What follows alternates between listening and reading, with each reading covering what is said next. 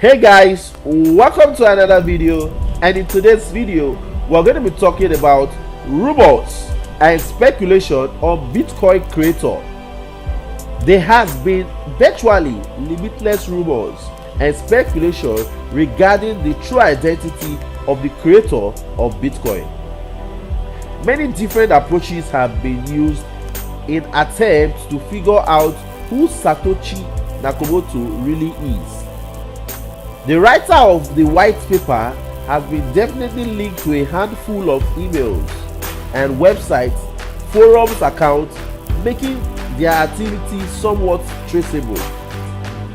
These users have never disclosed anything beyond an age of late 30s with a location in Japan. With that said, most believe that these details are either largely or entirely fictitious.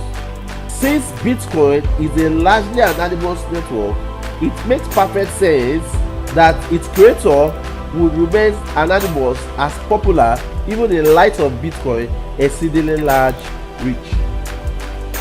Once again, thank you for watching this video. If you've not subscribed, please subscribe and watch my next video on the real Satoshi Nakamoto. First claim,